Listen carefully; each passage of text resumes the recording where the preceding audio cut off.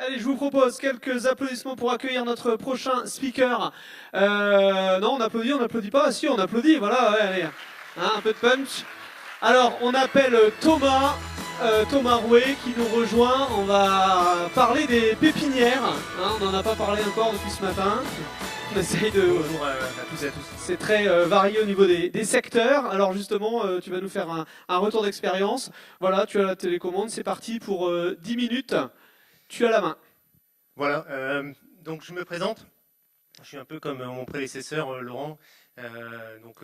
Thomas Rouet, je suis co-gérant des pépinières Rouet.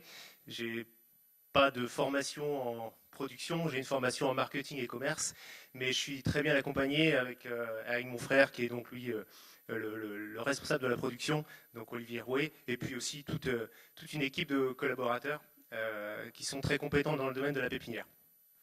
Donc voilà, donc on est là pour parler du digital. Donc Pépinière Rouet, vous avez compris, c'est une entreprise traditionnelle, donc, qui a été créée par mes parents et des amis à eux en 1973. Donc ça fait déjà quelques années. On est basé à Plouigneau, dans le Nord Finistère. Voilà, donc on produit 800 000 plantes par an. Donc c'est des plantes d'ornement qui sont destinées aux jardineries, donc en B2B essentiellement. Et donc c'est des arbustes avec une spécialisation dans le camélia, les hortensias, les agapanthes, voilà, toutes les jolies choses qu'on peut trouver dans vos jolis jardins bretons. Voilà, donc on réalise un chiffre d'affaires aujourd'hui de 3,5 millions d'euros de chiffre d'affaires. On est une trentaine de personnes sur notre entreprise. On a environ 2500 commandes traitées à destination des professionnels, donc des jardineries, chaque année. Voilà, on est présent sur toute la France. Et donc au niveau digital, donc c'est le sujet d'aujourd'hui. Et puis voilà, et puis nos références surtout, faut en parler, c'est Truffaut, Jardiland, Magasin Vert, et puis d'autres réseaux d'indépendants. Et au niveau du digital, qui est le sujet aujourd'hui, le digital inspirant, hein, attention, inspirant. Oui, inspirant. La barre, voilà, faut être inspirant pour la salle. Ouais, pour vendre des plantes sur le web, il faut être inspirant, et j'en parlerai tout à l'heure. Donc, notre présentation commence en 2014. Alors pourquoi 2014 ? Je vais juste vous donner un exemple qui est le fil conducteur finalement de notre travail sur le digital. J'ai repris l'entreprise donc il y a 15 ans, donc en 2003. Et donc cet exemple va vous faire comprendre pourquoi on a besoin du digital dans notre métier. C'est que en période estivale, on faisait en 2003 beaucoup visiter notre pépinière à nos clients. Donc les clients venaient chez nous. Donc on avait à peu près, moi je passais à peu près 3 jours par semaine. Donc à partir du 15 juin jusqu'au 15 octobre, à recevoir les clients professionnels de notre pépinière. Donc on avait un super avantage, c'est qu'on pouvait leur parler de nos produits, des anecdotes sur les plantes, etc. etc. Et donc c'était vraiment génial, on pouvait passer des valeurs, c'était vraiment un gros privilège. Et puis vous avez entendu parler de ça, crise et subprimes, immobilier. Donc pas de projet immobilier, pas de projet de jardin, pas de projet de jardin, pas de plantes achetées. Donc c'est vraiment, ça a été vraiment difficile. On a eu une grosse prise de conscience en 2013 parce qu'on a eu un printemps qui a été vraiment catastrophique. Les clients n'achetaient plus nos plantes et on était démunis, on ne savait plus comment faire pour vendre nos plantes. Donc voilà, on part de là pour le digital. Il faut que ça marche, voilà. Donc on a fait comme pas mal de monde, enfin, en tout cas c'est ce que je me suis dit, fini de se prendre des claques et de faire tout seul, il est temps de se faire accompagner. Et donc on a décidé de se faire accompagner par une personne qui d'ailleurs nous accompagne depuis 5 ans aujourd'hui, qu'on n'a pas quitté, ce qu'elle nous apporte tous les jours. On a commencé à écrire notre stratégie, comment on fait. Parce qu'on avait la chance avant, je vous ai dit, nos clients venaient nous voir et c'était plus facile pour vendre. Donc on a commencé par se faire accompagner. Et en se faisant accompagner, on a essayé d'abord, avant de partir à fond sur le digital, d'essayer de comprendre qui sont nos clients, comment ils consomment. Voilà, donc on a démarré des choses simples, hein, l'analyse des achats, les paniers moyens, les fréquences d'achat. Et puis on a commencé à créer des segments, des petits, des moyens, des grands clients. Voilà. Et on a priorisé ensuite des actions vers les clients où on était pas bon, quoi. Donc voilà, donc c'est fixer les objectifs. Et en 2015, on a commencé à explorer de nouveaux marchés. Donc je vous ai dit, on bossait vers le B2B, donc les jardineries spécialisées, et on s'est dit, il serait peut-être temps, parce qu'en 2013-2014, nos clients traditionnels commençaient un peu à fuir ou à avoir d'autres idées de développement et moins sur les plantes de pépinière. Donc développer d'autres rayons qui venaient concurrencer les plantes. Et voilà. Donc on s'est dit, il est peut-être temps d'aller observer de nouveaux marchés.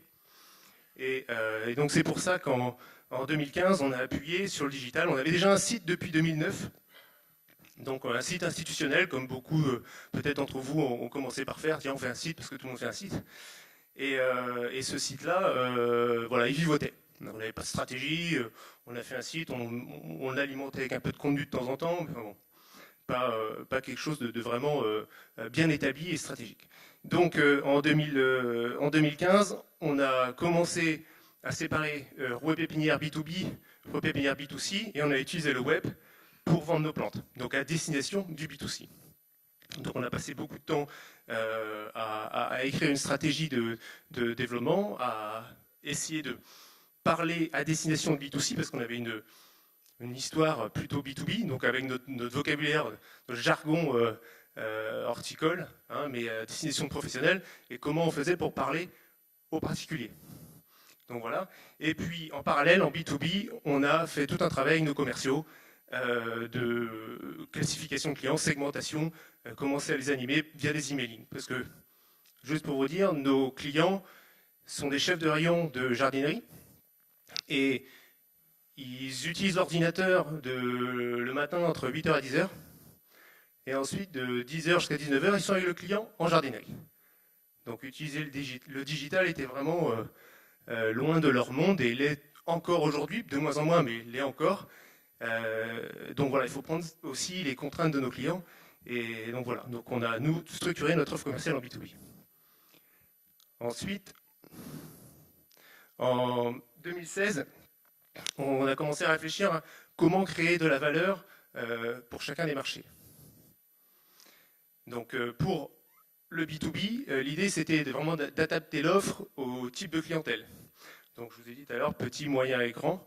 Donc en faisant des emailing bien ciblés, bien clairs, en essayant de réfléchir à ce qu'ils avaient besoin. Un grand qui commande tous les semaines n'a pas le même besoin qu'un client point vert qui commande 2 fois par an. Donc on a proposé des offres uniques en avant-première aux meilleurs clients, avec des exclusivités, des nouveautés, voilà, des choses bien précises, des volumes adaptés à leurs besoins. Pour un petit, pour un grand, c'est pas la même chose. Voilà. Et donc on a initié avec nos commerciaux les précommandes. C'est tout bête, mais jusqu'à 2013, on attendait les commandes. Donc les fax arrivaient, parce qu'on était au fax encore. Donc les fax arrivaient, on saisissait les commandes. Et on n'était pas organisé pour anticiper les ventes. Sauf que les plantes, quand elle est prête, il faut qu'elle parte. Parce qu'après, elle n'a aucune valeur. Donc on a cette contrainte de la production de la plante qui évolue et donc qui doit partir. Donc voilà. Après, donc sur le B2C, donc on a travaillé l'axe B2C à fond pendant ces années-là. Donc là, vous avez un exemple du premier site roué en 2011, et puis l'autre à côté, qui était une refonte du site roué en 2016. Je ne sais pas si on peut voir, mais on a commencé à réfléchir un peu nos plantes par type, aménagées, décorées, nos plantes par thème. Donc on a commencé à thématiser un peu, finalement, notre offre.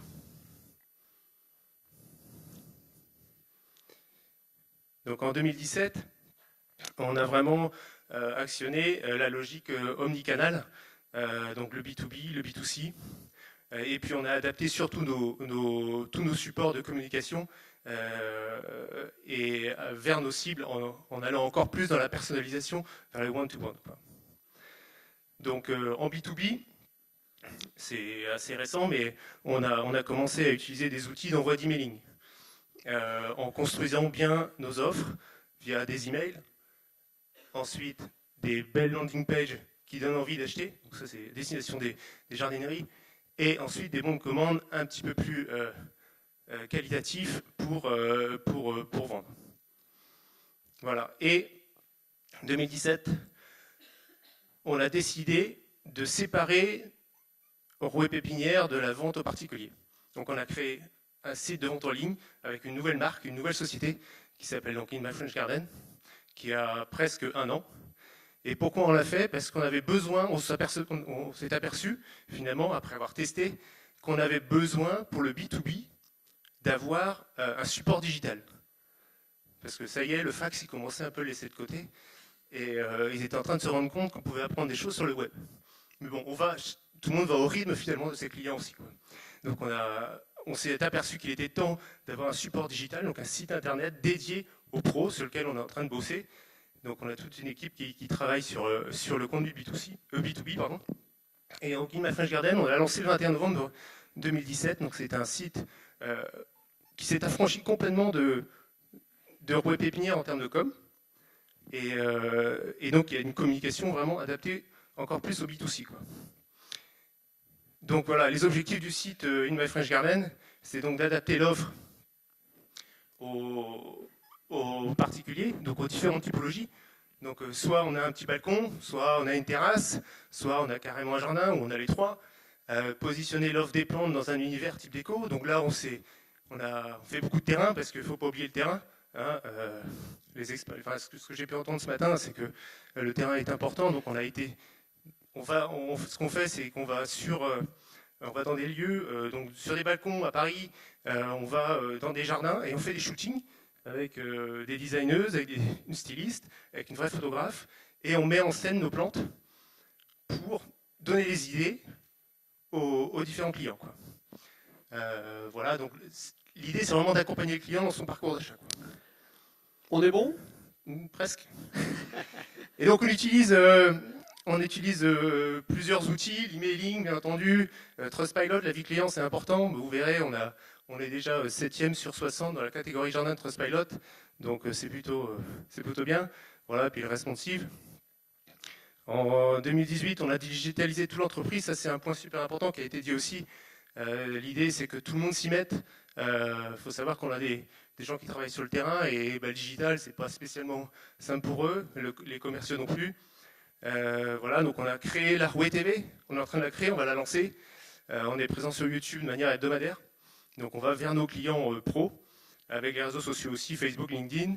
Voilà, on fait des vidéos, les commerciaux maintenant ils font des vidéos, ça fait 8 semaines qu'ils font des vidéos. Et on a augmenté notre taux d'ouverture, taux de clic vers les pros grâce à ça. Donc vraiment tout le monde s'implique. D'accord, donc c'est pas des vidéos forcément corporate, mais c'est des vidéos tournées directement par les salariés, quoi. Ouais, bah là on le voit pas, Okay. mais c'est les commerciaux tous les semaines en fait, comme toutes les semaines les plantes évoluent, donc l'offre évolue toutes les semaines, donc toutes les semaines il faut aller mettre en avant les meilleurs lots, quoi. Super. Jusqu'à présent on utilisait un PDF et maintenant il faut faire la vidéo. Voilà. Ok, on a un peu dépassé le terme. Ouais. 30 secondes pour finir. Bah, les résultats, plus 30% d'augmentation de chiffre d'affaires en 3 ans. 3 personnes embauchées dans le digital et 3 personnes en plus en production. On a augmenté notre offre de produits. Voilà. Et puis juste 5 petites... et puis voilà, les perspectives Web2 Store pour le pro, client B2B, développement clientèle B2B et ouverture à l'export. Et puis In My French Garden qui devient le premier site de vente en ligne. Et 5 conseils que je donne. Voilà, test and learn, c'est ce qu'on a fait. S'entourer de prestataires spécialistes, directeurs artistiques, dans le référencement aussi. Consacrer du temps et du budget, c'est important. L'investissement, la direction et la mobilisation des équipes. Et puis enfin, penser bon équilibre entre présence physique et digitale. Allez, merci, on peut l'applaudir. Je peux garder le micro. Alors, est-ce que vous avez des questions sur ce qu'on a pu voir? Peut-être des questions sur justement les plantes, aussi l'entretien au quotidien. Hein, on peut y répondre aussi. Hein. Non, pas de questions. On a parlé de côté relationnel, on n'a pas parlé de tout ce qui était agent conversationnel, chatbot, par exemple. Est-ce que c'est quelque chose que vous avez... on parlait test and learn, est-ce que vous l'avez testé? Alors, on a commencé par mettre en place les avis clients. C'était vraiment important pour nous parce qu'on a un produit de qualité. Et donc, il fallait se différencier de la concurrence, qui sont des gros sites web aussi au niveau du B2C. Et donc, on a mis les avis clients en place. On a travaillé beaucoup de contenu pour travailler le référencement, On parlait tout à l'heure avec c'était qui, c'est Ecomiam qui parlait justement de tout ce travail-là, et on le fait au quotidien. C'est vraiment un gros travail. Et on a projet de mettre la chatbot en place, bien entendu, parce que on a beaucoup de questions. Parce que j'imagine qu'il y a des questions dans l'acte d'achat, au moment d'acheter, mais il y a aussi des questions, typiquement j'ai acheté des plantes et ensuite derrière j'ai des questions sur l'entretien, bref, elles ne poussent pas comme je souhaiterais, etc. Et j'imagine que la valeur ajoutée, elle est aussi de s'accompagner post-acte d'achat. Oui, alors c'est ce qu'on fait. C'est ce qu'on fait aujourd'hui, c'est Sophie qui fait ça, qui est dans la salle. Donc elle répond aux questions des clients, donc on a vraiment une proximité avec eux, mais il faut qu'on rajoute la chatbot en plus. Et nous, on joue vraiment sur notre pari, c'est vraiment qu'ils soient satisfaits, parce que c'est technique de planter, mais c'est merveilleux. Donc, mais bon, il faut accompagner les gens. Ouais. Allez, parfait. Merci beaucoup encore pour votre témoignage.